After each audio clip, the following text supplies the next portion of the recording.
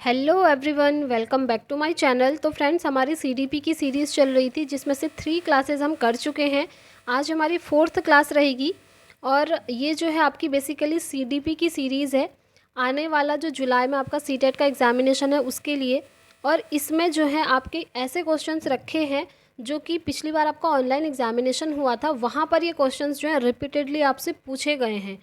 ठीक है, तो ये question only normal practice set मानकर मत चलिए, इन्हें आप कह सकते हैं PYQ, क्योंकि ये क्वेश्चन आपके लिए बहुत इंपॉर्टेंट है। जब आप एग्ज़ाम देंगे ना सीटेट का ऑनलाइन मोड पर, तब आपको ये रियलाइज़ होगा कि हाँ, ये क्वेश्चन जो है आपके लिए बहुत इंपॉर्टेंट रहे हैं।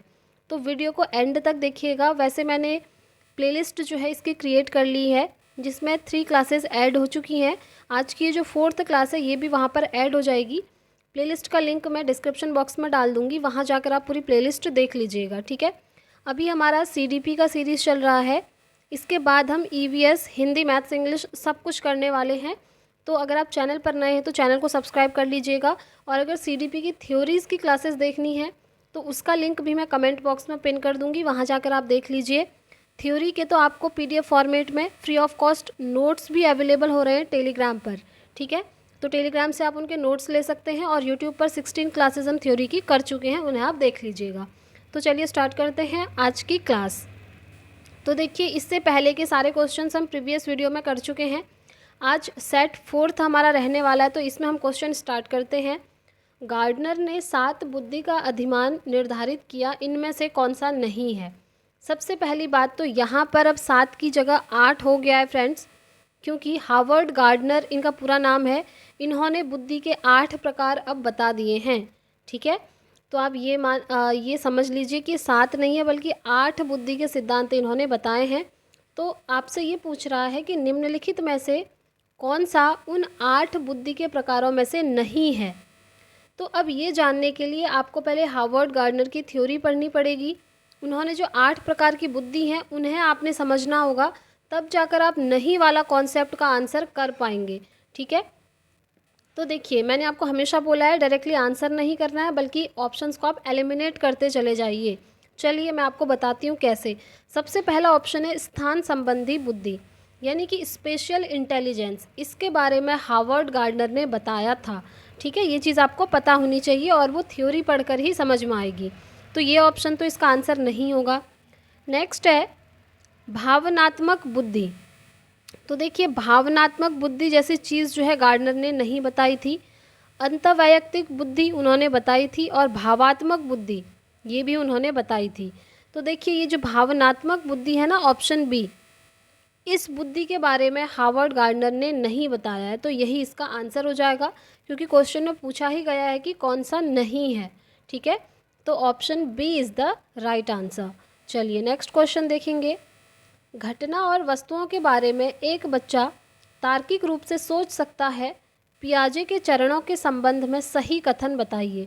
अब देखिए, पियाजे की थ्योरी पढ़ लीजिएगा, मैंने 3 पार्ट्स में डिवाइड करके आपको पढ़ाई है। हर एक पॉइंट आपको नोट करवाया है फ्रेंड्स, आपको अच्छे से वीडियो में समझाया है, और नोट्स जो है टेलीग्राम पर भेजे हैं।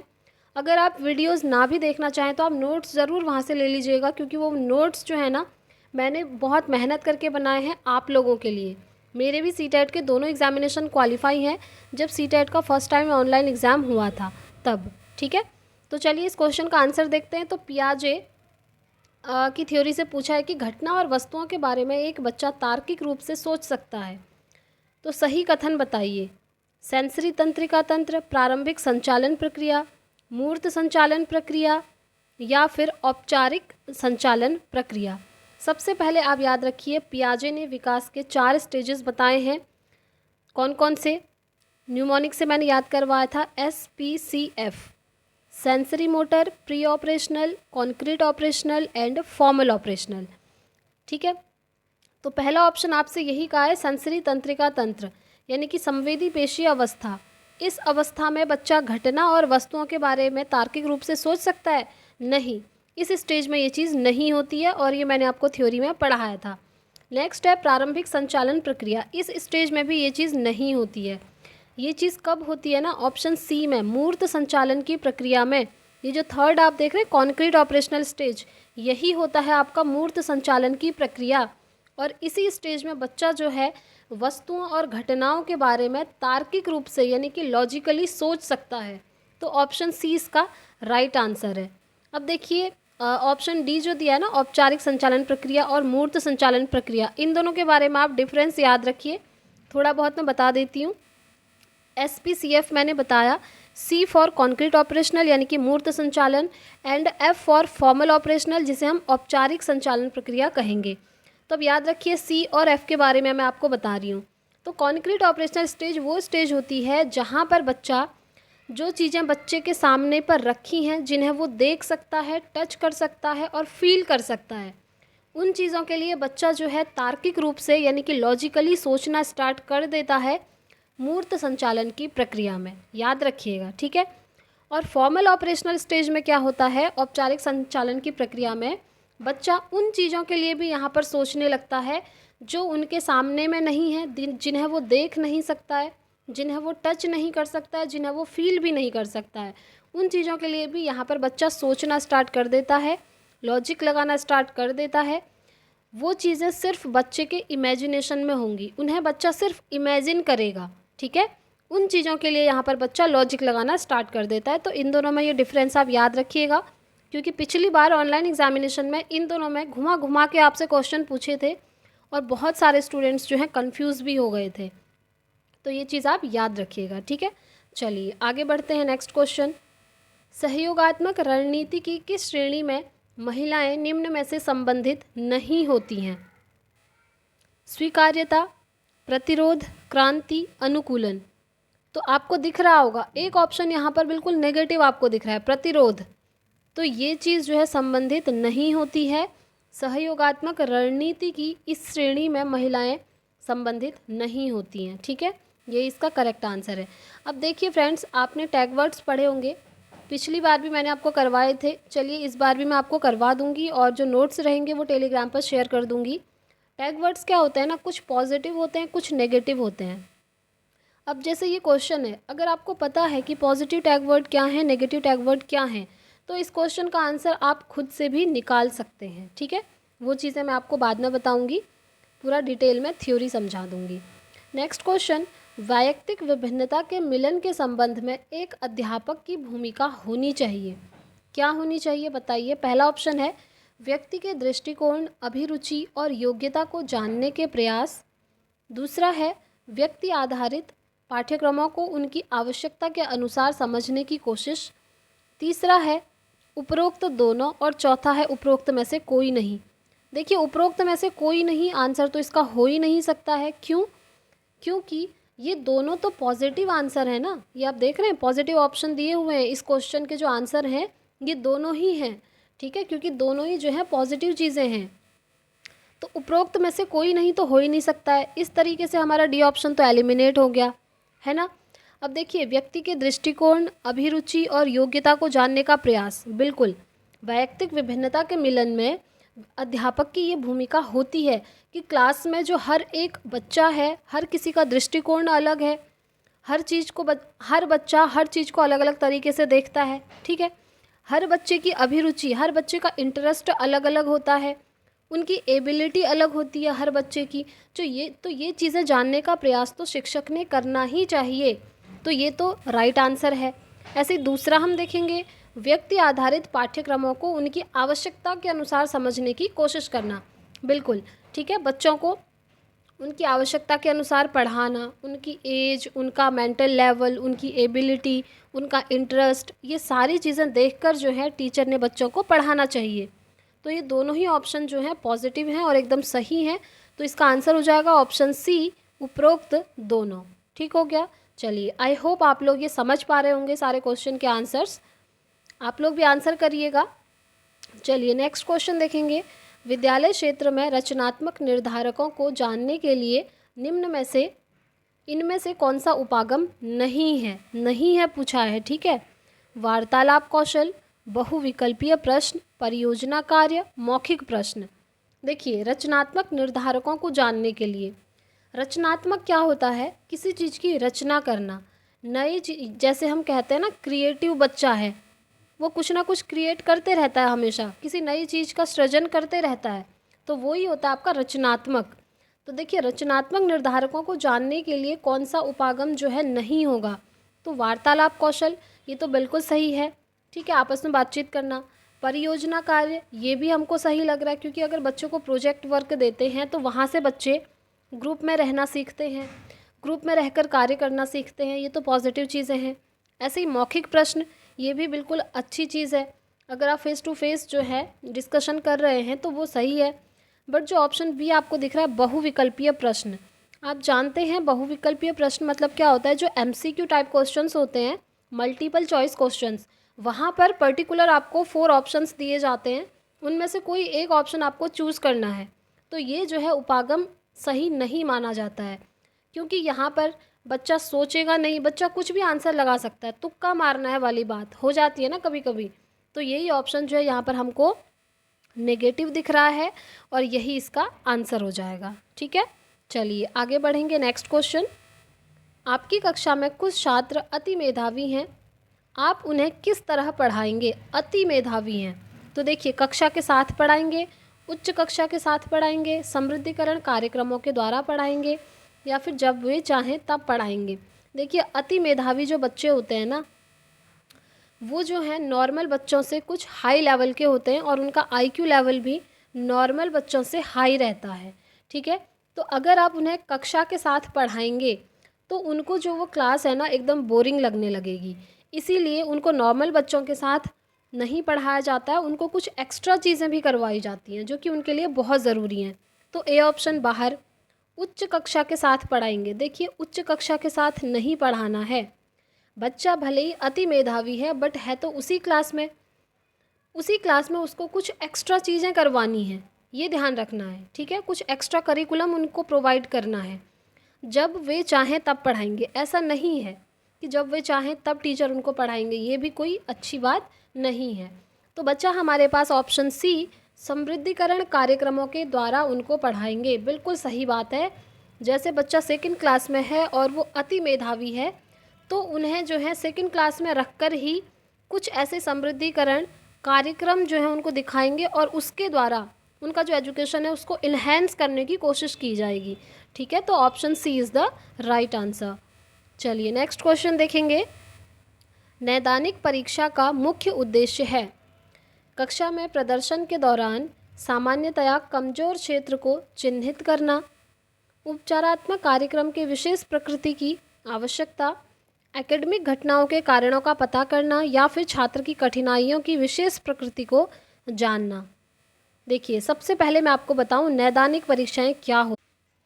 नैदानिक परीक्षा को इंग्लिश में डायग्नोस्टिक टेस्ट भी कहते हैं। ठीक है, देखिए सबसे पहले एग्जाम्पल से समझिए कि डायग्नोस्टिक मतलब क्या होता है। नैदानिक, फॉर एग्जाम्पल एक पेशेंट है, ठीक है, सपोज़ किसी को कोई दिक्कत आ गई है, कोई बीमारी है, ठीक है, वो क्या करेगा? सबसे पहले डॉक्टर के पास जाएगा। डॉक्टर सबसे पहले क्या करते हैं? डॉक्टर उससे पूछेंगे कि आपको क्या प्रॉब्लम है, आपको कहाँ पर पेन है, क्या हो रहा है। ठीक है, तो वो क्या करेगा? सबसे पहले डॉक्टर को अपनी प्रॉब्लम बताएगा कि मुझे यहाँ पेन हो रहा है, ये दिक्कत हो रही है, ये प्रॉब्लम हो रही है। ठीक हो गया। तो सबसे पहले डॉक्टर मेडिसिन देने से पहले क्या करते हैं, ये चीज़ आपको भी पता होगी कि उस पेशेंट के जो लक्षण हैं, जो कैरेक्टरिस्टिक उसको दिख रही हैं डॉक्टर को, वो उनके कारण जानने की कोशिश करेगा, उसके रीज़न जानने की कोशिश करेगा डॉक्टर कि आखिर पेशेंट को ये प्रॉब्लम हो रही है तो क्यों हो रही है, इसका क्या रीज़न हो सकता है। तो सबसे पहले डॉक्टर क्या करते हैं? उसके कारणों का पता लगाते हैं। ठीक है, तो वही होता है निदान करना। ठीक है, कारणों का पता लगाना, उसको क्या प्रॉब्लम है, उस पेशेंट को उसके कारण का पता लगा रहे हैं डॉक्टर। उसके बाद जब पता लग जाएगा तब जो है वो पेशेंट को मेडिसिन प्रोवाइड करते हैं, यानी कि उसके बाद वो जो है पेशेंट का उपचार करते हैं, जिसे हम उपचारात्मक शिक्षण भी कहते हैं। ठीक है, वो चीज़ मैं आपको बाद में बताऊंगी। ऐसे ही एजुकेशन सिस्टम में भी होता है। जब क्लासरूम में किसी बच्चे को कोई प्रॉब्लम आ गई, उसको कोई चीज़ समझ में नहीं आ रही है, ठीक है, टीचर ने कुछ पढ़ाया कोई टॉपिक और बच्चे को समझ में नहीं आ रहा है, तो टीचर क्या करेंगे? टीचर सबसे पहले कारण जानने की कोशिश करेंगे कि वो टॉपिक जो है बच्चे को क्यों नहीं आ रहा है, उसके पीछे रीज़न क्या है, यानी कि कमियों का पता, कारणों का पता लगाएंगे। ठीक है, कि क्या कारण हो सकता है कि बच्चे को ये टॉपिक समझ में नहीं आ रहा है। तो कारण कुछ भी हो सकता है जिस टीचिंग मेथड से टीचर पढ़ा रहे हैं वो टीचिंग मेथड बच्चों को समझ में ना आ रही हो, या फिर हो सकता है बच्चे का मन नहीं है पढ़ने में, कुछ भी हो सकता है ना। तो कहने का मतलब है नैदानिक परीक्षा में क्या होता है कि बच्चे को जो प्रॉब्लम आ रही है उसके कारणों का पता किया जाता है। जैसे एक डॉक्टर जो है रोगी के कारणों का पता लगाते हैं कि रोगी को जो है क्या ये प्रॉब्लम क्यों हो रही है, वैसे ही एजुकेशन में होता है कि जो टीचर हैं वो ये पता लगाते हैं कि बच्चों को कोई प्रॉब्लम हो रही है, कोई टॉपिक समझ में नहीं आ रहा है तो क्यों नहीं आ रहा है उसके कारणों का पता लगाएंगे। तो देखिए ऑप्शन यहाँ पर सी में आपको दिख रहा होगा, एकेडमिक घटनाओं के कारणों का पता लगाना यही होता है कि कोई भी घटना हो रही है, कोई चीज़ बच्चों को समझ में नहीं आ रही है तो वो क्यों नहीं आ रही है उसके कारणों का पता लगाना ही आपका नैदानिक परीक्षा कहलाता है। ठीक है, आई होप अब आप लोग जो है इस क्वेश्चन का आंसर अच्छी तरह से समझ गए होंगे। चलिए आगे बढ़ते हैं और नेक्स्ट क्वेश्चन भी डिस्कस कर लेते हैं। उसके बाद बाकी की जो ये सीरीज़ है कंटिन्यू रखेंगे कल से। आज के लिए इतने ही क्वेश्चन इनफ है। ठीक है, नेक्स्ट क्वेश्चन, निचली कक्षाओं में शिक्षण की खेल पद्धति मूल रूप से आधारित है, किस चीज़ पर आधारित है? चलिए ऑप्शन देखिए, शारीरिक शिक्षा कार्यक्रमों के सिद्धांत पर, शिक्षण पद्धतियों के सिद्धांत पर, विकास एवं वृद्धि के मनोवैज्ञानिक सिद्धांतों पर, या फिर शिक्षण के समाजशास्त्रीय सिद्धांतों पर। तो देखिए ऑप्शन सी यहाँ पर बिल्कुल सही होगा, क्योंकि जो निचली कक्षाएं हैं यानी कि प्रारंभिक क्लासरूम है, छोटी कक्षाएं होती हैं, वहाँ पर शिक्षण की जो खेल पद्धति होती है ना, प्लेवे मेथड होती है, वो मेनली जो है आधारित होती है बच्चे के डेवलपमेंट यानी कि विकास, और जो उसका वृद्धि है यानी कि जो फिजिकल उसकी ग्रोथ है उसके मनोवैज्ञानिक सिद्धांतों पर। ठीक है, याद रखेंगे। अब देखिए विकास और जो वृद्धि है ना, इससे तो बहुत सारे क्वेश्चन आपके अलग अलग टाइप से भर भर के आते हैं सीटेट में। आप एक चीज़ याद रखिए, ये जो विकास है ये एक ब्रॉड टर्म होता है और जो वृद्धि होती है एक छोटा सा टर्म है। ये जो बड़ा गोला आपको दिख रहा है आप कह सकते हैं ये डेवलपमेंट है यानी कि विकास है, और इसके अंदर ये जो छोटा है ये आप कह सकते हैं वृद्धि है यानी कि ग्रोथ है। ठीक है, चलिए थोड़ा डिफरेंस भी आपको समझा देती हूँ। ग्रोथ मतलब क्या होता है कि बच्चे का शारीरिक विकास, ठीक है, शारीरिक परिवर्तन, जैसे आपकी हाइट बढ़ना, आपका वेट बढ़ना, लंबाई, भार बढ़ना, ये चीज़ें आती हैं सिर्फ वृद्धि के अंदर। हम कहते हैं ना बच्चे का इतना किलो वजन बढ़ गया है, मतलब उसकी ग्रोथ हो गई है, ये वो होता है वृद्धि।